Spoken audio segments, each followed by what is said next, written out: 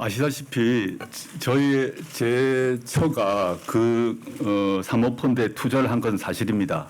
근데 그 배경을 좀 설명을 드리겠습니다. 제가 민정수석이 되고 난 뒤에 개별 주식은 보유하는 것이 좋지 않다라는 의견을 듣고 그러면 펀드에 투자하면 되겠느냐라고 공식적으로 질문을 했습니다. 그래서 펀드 투자, 사모펀드를 포함한 것입니다. 허용 가능하다는 답변을 받았습니다. 사실 저는 제가 경제나 경영이 잘 모르기 때문인데 사모펀드가 뭔지를 이번에 공부를 하게 되었습니다. 사모펀드가 도대체 어떻게 돌아가는지에 대해서 애초에 사실 알지를 못한 정도입니다. 그런데 이번에 어쩔 수 없이 하나하나 보게 되었는데요. 분명히 말씀드리는 것은 저는 물론이고 제 처든 간에 이 사모펀드의 구성이건 운영이건 등등의 과정에서 알 수가 없었습니다. 따라서 관여도 하지 않았습니다. 이 점은 문제의 사모펀드 회사가 공식적 입장을 발표한 바 있습니다. 그 보도자를 한번 봐주시면 좋겠고요. 지금 문제가 되고 있는 저의 오촌 조카는 저희 집안의 장손에 해당됩니다. 제사 때 1년에 한 번 또는 많아야 한 2번 볼까 이 정도의 관계인데 저희 집안에서 주식 관련해서 전문가라고 하면 그 친구가 한 명입니다. 그래서 원래 개별 주식에 있던 주식을 제 처가 팔아서 이걸 어떻게 하면 좋겠냐 물었을 때 집안에 있는 사람에게 물을 수밖에 없겠죠. 물론 또 다른 펀드 매니저요. 원래 거래하던 펀드 매니저에게도 물었습니다. 그래서 그 펀드에 넣었고 그렇지만 그 펀드가 어디에 투자를 하는지 어떻게 운영되는지는 알 수가 없습니다.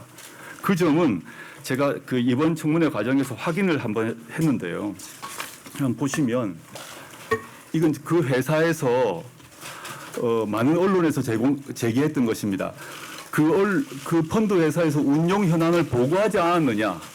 투자한 사람에게 우리가 어디 투자했는 걸 알려줬을 거 아니겠느냐. 당신들이 그걸 보지 않았겠느냐라고 한 것 같습니다. 실제 그래서 저도 이번 2, 3주 사이에 그 보고서를 찾아보았습니다. 이렇게 되어 있습니다. 본 펀드의 방침상 투자 대상에 대해서 알려드릴 수 없다라고 되어 있고 상세한 내용에도 어디에 투자했는지 자체가 적혀 있지 않습니다. 그게 이른바 블라인드 펀드라고 합니다. 저는 이 블라인드 펀드란 말 자체를 이번에 알았는데 애초에 그 펀드의 운영상 이 펀드가 어디에 투자되는 것인지를 투자자에게 알려주지 않도록 설계되어 있고 그것이 알려주면 불법인 것입니다. 따라서 모를 수밖에 없는 것입니다. 네, 그 점은 제가 언론 보도를 통해서 검찰에서 그 펀드 회사를 압수수색을 한 것을 확인했습니다. 거기서 각종 서류가 나왔을 것이라고 보고 분석이 될 것입니다. 지금 문제의 제 처남도 제 돈을 빌려서 0.99%인가의 지분을 갖고 있다고 합니다. 근데 그 자체도 저는 이번 기회에 알게 되었는데 실제 어떤 일이 있었는지는 저는 검찰 수사를 통해서 밝혀질 것이라고 봅니다. 그렇게 보도를 보고 알았습니다. 전 제 오촌 조카하고 전화 연락을 한 적이 거의 없는 것 같습니다. 1년에 한 번 정도 제사 때 제가 그 오촌 조카 집에 가서 저희 조카가 장손입니다. 그래서 제가 꼬박꼬박 가지는 못하고 제사 때 1년에 한 번 정도 가는 사이입니다. 저는 국민 여러분께 앞에서 말씀드리고 싶은데 제 오촌 조카가 하루빨리 귀국해서 실제 진실이 무엇인지를 밝혀주길 바라고 있습니다. 또 검찰에서도 그 노력을 하실 거라고 봅니다. 그런데 지금 시점에서 제가 만약에 오촌 조카에 전화를 하게 되면 무슨 오해가 될지 모르겠습니다.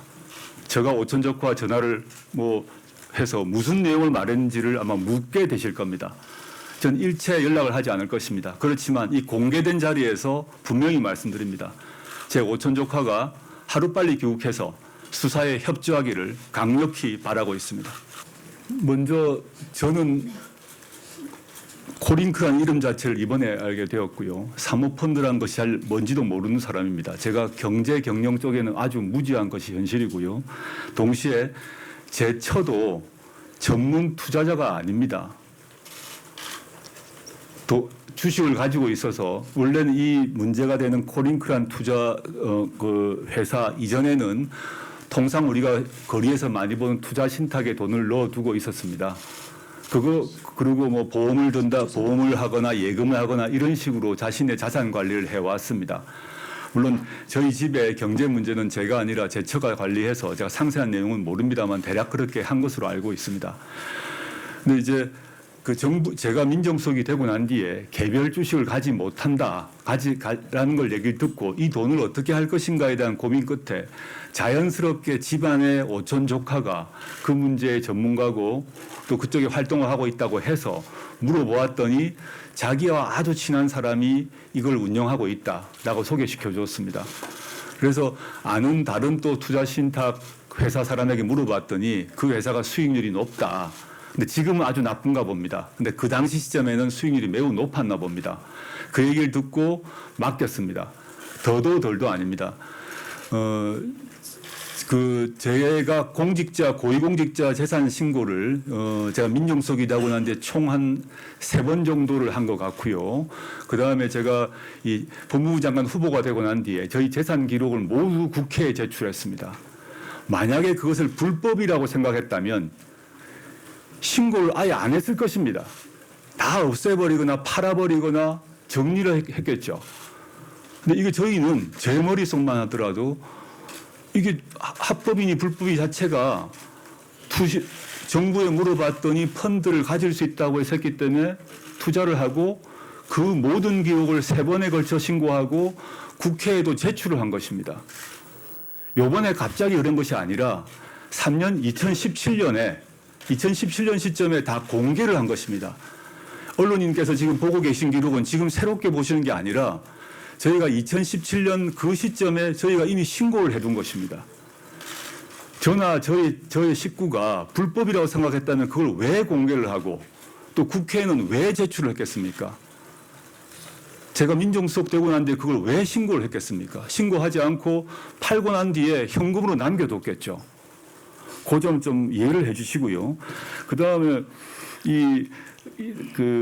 비상식적 투자라는 점에 있어서 그 점에서 저희가 정보가 좀 부족하고 무지한 투자자라는 점 말씀드리겠습니다. 근데 실제 그 오촌 조카가 어떤 역할을 했는지는 저도 알지 못합니다. 지금 해외에 나가 있다고 하니까요. 하루빨리 귀국해서 수사에 협조해 주기를 저로서 바라고 있을 뿐입니다. 저의 처남이 조사를 받고 있는데 그 경우 제가 제 입으로 제 처와 제 처남은 피해자다라고 말을 하게 되면 그 역시 검찰 수사에 대한 지침이 됩니다. 그래서 제가 피해자다 무엇이다라고 말할 수 없습니다. 그걸 저렇게 말하는 순간 바로 다음 날에 제가 윤석열 총장께 방침을 줬다고 하지 않겠습니까? 그건 저는 할 수가 없는 일입니다. 법적으로 해서는 안 된다고 생각합니다. 그건 언론인 여러분이 답답해 보일 수 있겠습니다만은 법무부 장관 후보자가 현재 진행되고 있는 특히 자기 가족과 관련해 진행되고 있는 사건에 대해서 이 사건은 무엇이다라고 말하는 자체가 문제가 된다는 것입니다. 그래서 제가 아까도 말씀드렸습니다만은 제가 장관으로 임명이 된다 하더라도 이 문제에 대해서 일체 개입하지 않을 것이고 검찰의 결정에 존중할 것이라고 말하는 것입니다. 이 점에 있어서는 저는 어느 누구도 예외가 없을 것이라고 생각합니다. 저는 민정수석 시절부터 최근 내정되기 전까지 코링크가 뭔지 자체를 몰랐기 때문에 그 코링크와 관련된 광급공사니 뭐니 등에 대해서 일체 개입한 적이 없습니다. 제가 개입을 했다면 그 광급공사 직원들 또는 다 압수수색을 통해서 또는 통신영장을 통해서 확인이 될 것입니다. 그리고 언론 보도를 보다 보니까 그 코링크가 광급공사를 해가지고 실적이 높아졌다는 얘기를 보았습니다. 제가 이번에 한번 확인을 해보았습니다. 그 문제가 되는 회사의 10년간 광급 사업 실적입니다. 제 민정수석 문제와 아무 관계가 없습니다. 언론 보도에서는 제가 민정수석이 되고 난 뒤에 급증했다고 되어 있는데 실제 통계를 보시면 그렇지 아니합니다. 제가 영향을 미치지도 않았고 영향 이전에 연락 자체를 하지 않았습니다. 그리고 또 어떤 언론을 보다 보니까 2차 전지 사업 때문에 문재인 정부에서 2차 전지 사업을 하고 있는데 민정수석이 그걸 알아가지고 여기에 영향을 줬을 것이다. 첫째, 저는 그 자체에 대해서 알지 못했습니다. 민정수석실의 업무는 민정수석실은 경제수석실이 아닙니다. 그리고 하나 더 말씀드리고 싶은 거는 이 2차 전지 사업이라는 것은 문재인 정부 이전에 노무현 정부, 이명박 정부, 박근혜 정부 모든 역대 정부가 항상 강조했던 것이지 문재인 정부 때 이걸 한 것이 아닙니다. 그래서 이 점만큼은 좀 확인을 해주시면 분명히 해주시면 좋겠습니다. 예, 그거는 저희가 이미 여러 번 밝힌 사안입니다. 오늘 이 자리 이전에 제 처가 저희 아이 둘에 대해서 증여를 했습니다. 세법상 허용되는 증여를 한 것입니다. 물론 아이들에게 그만큼 증여를 할 만큼 돈이 있다는 점에서 혜택받은 점이고 그 점에 있어서 위화감을 조성한다고 생각합니다. 그 점에 있어서는 죄송합니다. 근데 증여를 했고 그 증여를 한 것을 가지고 그것이 다시 저의 처가 사모펀드에 들어간 것입니다. 그 과정에서 일체의 불법이 없습니다. 약정서에 보게 되면 70매덕으로 되어 있는데 왜 10억만 했느냐. 그는 그 회사에서 공식 입장문을 냈습니다. 간단히 얘기하면 저도 사실 상세한 내용은 잘 모르지만 그 회사의 설명에 따르면 당시에도 그러하고 지금 최근에 2-3주 사이에 냈던 공식 입장문을 보게 되면 투자 약정금은 마이너스 통장 같은 거라고 설명을 했습니다. 지금도 설명하고 있습니다. 또는 신용카드 한도액 같은 것이라고 합니다. 신용카드 한도액을 정해두면 다 씁니까? 마이너스 통장을 한도 설정을 해두면 그 마이너스만큼 다 씁니까? 그게 아니라는 것은 이미 밝혀져 있고요. 그 다음에 그 회사의 기록을 이번에 저도 사모펀드가 모르는 사람이지만 이걸 워낙 공격을 많이 받고 비판을 받아서 보았습니다. 보았더니 애초부터 해당 회사에서도 애초부터 저희 가족이 그 회사에게 그 액수만큼만 10억 정도만 투자하겠다고 밝혔음을 그 회사가 밝혔습니다. 그리고 그 10억 외의 나머지 액수에 대해서도 추가 투자금을 요청하는 캐피탈 콜이라는 게 있다고 합니다. 저 사실 뭔지는 몰랐는데 그 요청 자체를 그 펀드 회사가 하지도 않았다라는 것을 분명히 밝힌 바 있습니다. 그래서 액수 문제에 대해서 초기에 비판을 할 때 후보자의 전 재산을 팔아서도 투자할 수 없는 금액을 왜 약정했느냐, 뭔가 있지 않느냐 이런 비판을 받았습니다. 저도 이게 무슨 얘기인지 해서 궁금해서 보았습니다. 애초에 그걸 그만큼 약정해야 될 것이 아니었다는 것입니다. 그리고 그걸 투자해달라고 그 회사가 요구도 하지 않았다는 것입니다. 그 문제는 검찰 수사 이전에 금융감독원이 조사를 해야 될 것입니다. 금융감독원에서 이 문제에 대해서는 그 펀드 문제는 금융감독원이 주관 기관이니까요. 이게 불법이라면 불법이라고 할 것입니다. 근데 제가 알아본 바로는 저희 가족이 책임져야 될 사안은 아니라고 저는 그렇게 알고 있습니다. 예, 아까 배경은 이미 설명을 드렸습니다. 저희 집안 내에 돈을 투자할 때 물어볼 수 있는 사람은 두 종류 사람밖에 없는 것 같습니다. 집안에 그런 업에 종사한 사람한테 물어보고, 그다음에 원래 거래 관계가 있던 사람에게 물어봤는데 제 처는 그 두 쪽에게 물어본 것으로 제가 알았습니다. 이제 개별 주식을 팔아서 돈이 생겼습니다. 이걸 예금에 넣을 거냐 펀드에 넣을 거냐 물어봤고 정부에서 펀드에 넣어도 된다라는 답을 받았고, 그러면 어느 펀드에 넣을 것인가를 물어볼 때 그래도 먼 친척이지만 그래도 집안의 장손이니까 어디 물어볼까요? 물어보니까 여기 괜찮다 그러고, 그 다음에 다른 원래 거래하던 펀드 매니저한테 물어봤더니 거기도 나쁘지 않은 것 같아 해서 맡겨둔 것입니다. 물론 액수가 큽니다. 서민의 입장에서 봤을 때 그 액수 자체가 큽니다. 한두 푼이 아닌 거죠. 그 점에서 제가 아까 말씀드렸듯이 혜택받았다는 점을 인정을 하는 것입니다. 지금 어려운 상황에서 그 돈이 한두 푼이 아닌 큰 돈 아닙니까? 근데 그걸 맡길 때 제 처가 일정한 자산이 있습니다.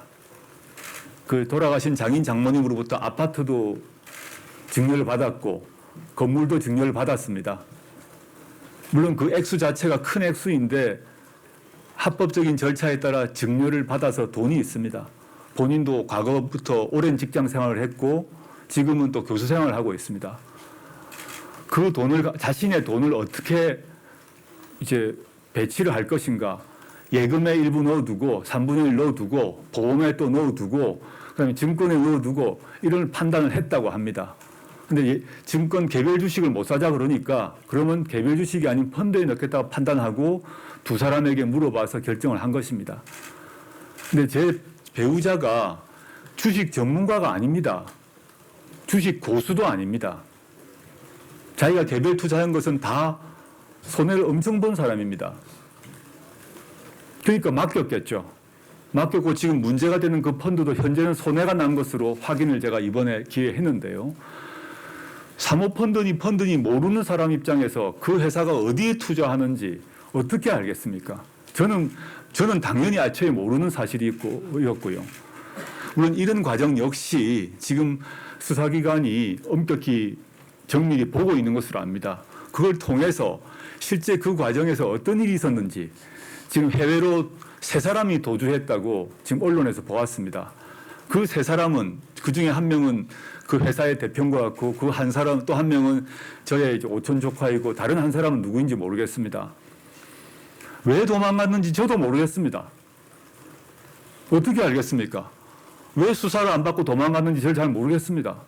저는 빨리 그 세 사람이 귀국을 해서 수사를 받아서 제 가족의 투자를 받아서 그 돈을 어떻게 운용했는지를 밝힐 수밖에 없을 것입니다.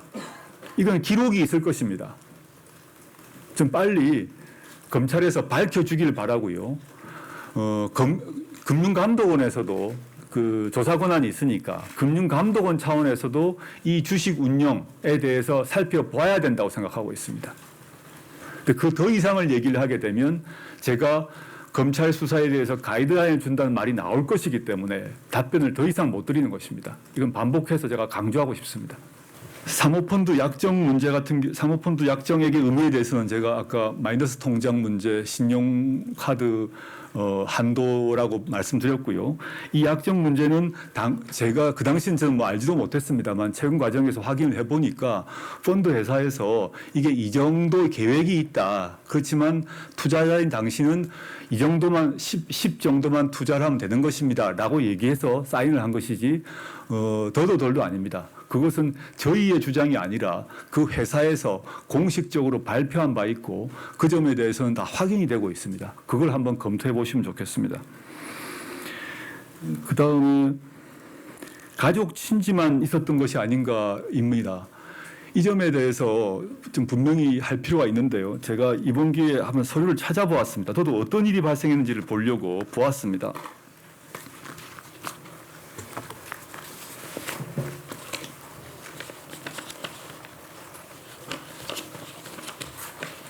제가 서류가 지금 잘 찾지를 못하겠습니다만은 저도 뭐 아까 경영 이런 문제 거의 문외한인데 이번 기회에 저희가 이제 알게 된 거는 그 펀드의 출자자가 누구인지를 밝히는 것이 불법이라고 합니다. 그건 제 얘기가 아닙니다. 그 자체가 불법이라고 합니다. 그래서 투자 회사에서 밝히지 않았습니다. 제 처는 투자를 할 때 자기 건 당연히 돈이 더 들어가지만 여러 사람이 있는 것으로 알았다고 합니다. 근데 실제 누가 얼마를 더 내는지 가족들 말고 말입니다. 는 알려줄 수 없다고 했고 실제 알려주는 게 불법이었다고 확인됩니다. 그건 규정상 법상 그러하니까요. 그래서 몰랐기 때문에 물론 그 자체에 대해서 지금 수사가 진행 중이라서 제가 더 말씀드릴 수는 없는데 지금 질문을 하셨기 때문에 제가 드릴 수 있는 말씀은 그 출자자가 누구인지 얼마인지를 밝히는 게 불법이니까 알 수가 없었던 것입니다. 그렇게 저는 최근에 확인하면서 그 사실은 알게 되었습니다. 그 정도만 말씀드릴 수 있을 것 같습니다.